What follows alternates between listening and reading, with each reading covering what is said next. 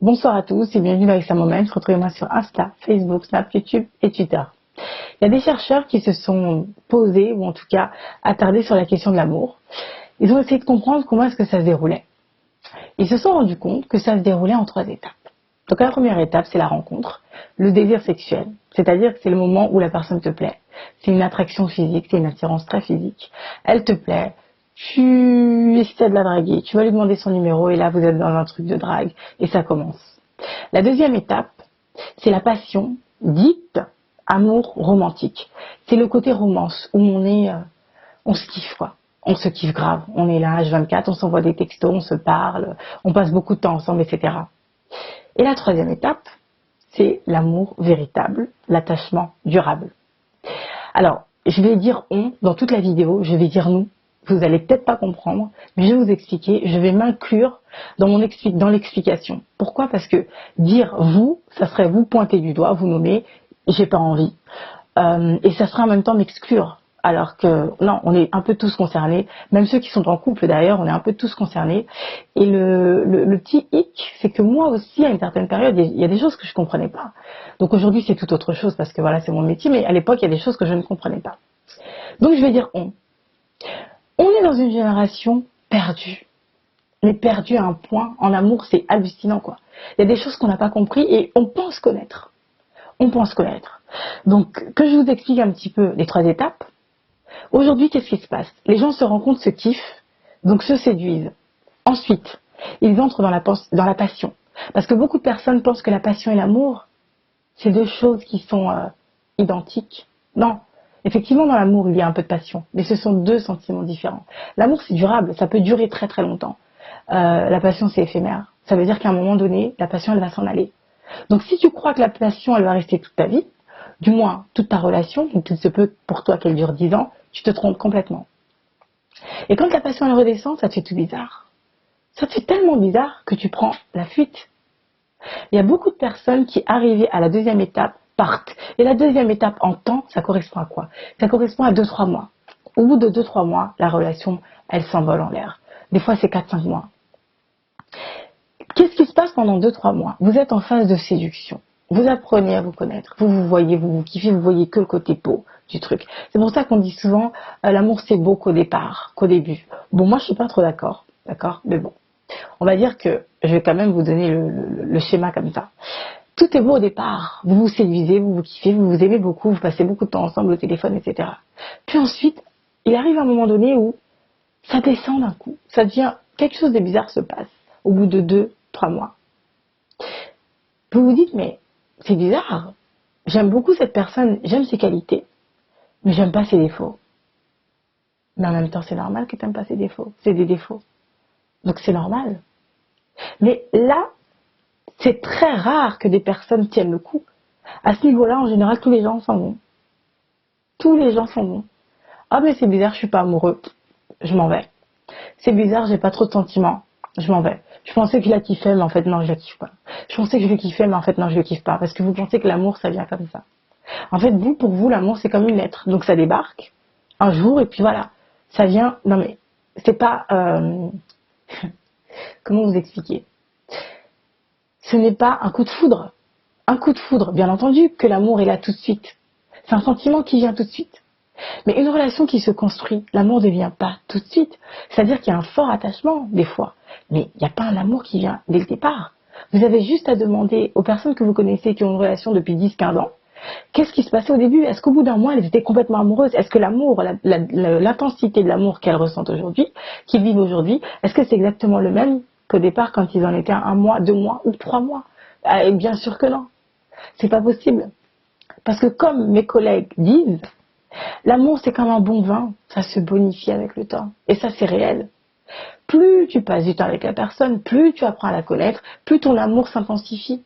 Donc, il faut que tu passes énormément de temps avec cette personne, que tu la découvres, que tu apprennes à échanger des moments avec elle, que tu la vois dans les bons moments comme dans les mauvais, que tu vois ses qualités et ses défauts, que tu vois tout ça pour pouvoir aimer cette personne véritablement, et pas uniquement le côté beau, le côté paillette, le côté frais du départ des 2 mois, parce que c'est sûr que tu tiens pas. En même temps, qu'est-ce qui se passe en réalité? Qu'est-ce que c'est que que de dire non une fois que le côté féerique est tombé. C'est agir comme un enfant gâté. C'est être un pourri gâté ou une pourrie gâtée. En fait, tu as devant toi une pâtisserie, parce que c'est vrai qu'aujourd'hui, on est dans une société de consommation, donc on surconsomme. Mais en fait, ce que tu fais, c'est pas consommer de la nourriture, c'est que tu consommes de l'être humain. Tu surconsommes de l'être humain. Donc, quand tu es dans un buffet, par exemple, et tu as une pâtisserie qui est super belle à voir, tu la goûtes, la pâtisserie. Mais tu sens un petit goût acidulé, un petit goût amer, et tu te dis non, je vais tester les autres, parce que les autres, elles sont toutes aussi belles. Mais elles ont peut-être un goût différent. Alors tu vas goûter les autres. Et puis tu en goûtes une autre, et une deuxième, et une troisième, et une quatrième pâtisserie, et une cinquième pâtisserie. Et tu finis par goûter toutes les pâtisseries. Mais qu'est-ce qu'il arrive quand tu goûtes trop de pâtisseries? Qu'est-ce qui se passe dans ton ventre? T'es pas bien. Tu supportes pas. Quelquefois tu fais une indigestion. Et comme ton estomac ne supporte pas, ton intestin, etc., eh ben je suis désolée de vous dire ça, mais tu vas à la selle. Donc ce que tu fais, tu vas à la selle. Et bien dans la vie, c'est exactement pareil. Tu consommes de l'être humain et puis après tu déposes tout ça à la selle. Mais ça, c'est très mauvais. C'est très mauvais parce que qu'est-ce qui se passe quand tu as surconsommé? Quand tu as surconsommé, tu ressens un sentiment de satiété. T'as plus faim. T'as plus faim, t'as trop mangé en fait. T'as trop goûté, ça te saoule quoi. C'est saoulant, tu connais tous les goûts. Putain, mais c'est nul. Finalement, t'as plus faim. Tu sais même plus ce que c'est qu'avoir envie de manger. Mais qu'est-ce que c'est nul de pas savoir ce que c'est que d'avoir envie? Qu'est-ce que c'est nul de plus avoir envie? Toi, t'as plus faim. Mais en fait, ne plus avoir faim, c'est juste ne plus avoir envie. C'est nul. C'est nul. En fait, tu t'es coupé la faim toi-même. T'as tellement été gourmand que tu t'es coupé la faim toi-même. T'as tellement été gourmande que tu t'es coupé la faim toi-même. Et c'est ça qui est mauvais. Et c'est là où on tourne en rond et que beaucoup de personnes se déshumanisent parce qu'à force de consommer des gens, bah finalement, ça commence à te saouler. T'as tout vu, tout connu et les sentiments ne te parlent plus. Quand vous arrivez au stade de la passion, les amis, restez. Donc quand tu as cette pâtisserie en face de toi et qu'elle a un goût acidulé, au lieu de la déposer et te dire ah bah tiens je vais goûter l'autre pâtisserie qui me paraît peut-être meilleure, prends cette pâtisserie et garde-la. Essaie de te demander pourquoi est-ce que le pâtissier il a mis le côté acidulé. Peut-être que c'est pour une raison. Demande-toi pourquoi est-ce que le pâtissier il a mis ce côté salé, il a mis ce côté un peu, je sais pas moi, amer ou... Demande-toi pourquoi. Parce qu'avec le temps, il se pourrait que tu kiffes finalement cette pâtisserie et que tu ne puisses même plus t'en séparer. Encore un exemple, sur le vin. Il y a beaucoup de personnes qui boivent de l'alcool, un verre d'alcool, ils ne supportent pas. Mais avec le temps, plus tu dégustes, plus tu finis par aimer. Et tu as des personnes qui ne peuvent plus se séparer d'un verre de vin, d'un verre de tout ce que vous voulez, parce qu'ils ont appris à le déguster, ils ont appris à l'apprécier. Et bien l'amour, c'est pareil. Au départ, oui, il y a des défauts. Bien sûr que la personne a des défauts. Ça fait mal au départ, c'est dur de prendre les défauts de la personne, parce que tu sais que tu dois vivre avec.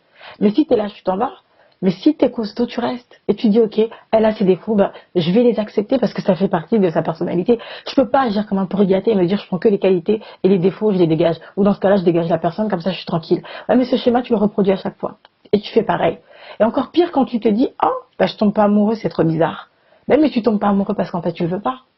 En fait, t'as pas envie de tomber amoureux, t'as pas envie de te prendre la tête, en fait. Tu sais qu'à l'extérieur, t'as tout ce que tu veux. Tu sais qu'à l'extérieur, tu reçois des snaps quand tu veux, tu reçois des photos de qui tu veux, tu reçois des MMS qui viennent, qui tombent comme ça, tu te dis mais qu'est-ce qui se passe, tu reçois des photos. Mais c'est normal en fait, t'as tellement de choix.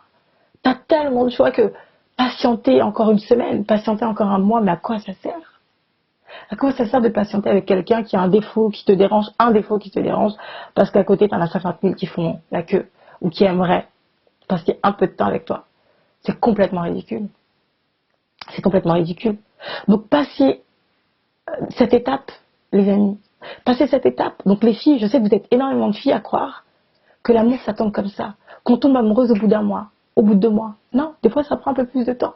C'est juste la découverte du mec. Tu vas le découvrir, tu vas apprendre à le connaître, tu vas parler encore un peu plus avec lui, tu vas le voir dans certaines situations, il va être là pour toi, tu vas être là pour lui, vous allez partager des choses et c'est là que tu vas commencer à tomber amoureuse. C'est là que tu vas commencer à t'attacher à lui. Des fois, ça prend du temps.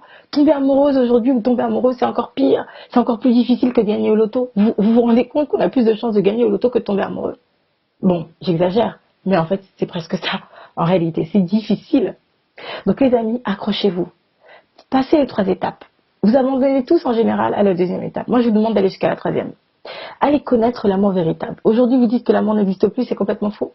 L'amour, ça existe. Vous avez juste à être un tout petit peu patient et accepter et arrêter de faire les pourris gâtés. S'il vous plaît, arrêtez de faire les pourris gâtés. D'accord? Moi, je vous souhaite de passer une excellente soirée et faites passer la vidéo parce qu'il y a beaucoup de personnes qui ne comprennent pas qu'il y a une étape à franchir et que la passion, c'est uniquement éphémère. Faut pas trop rêver. Non. L'amour véritable, c'est beaucoup mieux, en fait. C'est beaucoup mieux. Passez une excellente soirée, puis moi, je vous dis à très, très, très bientôt.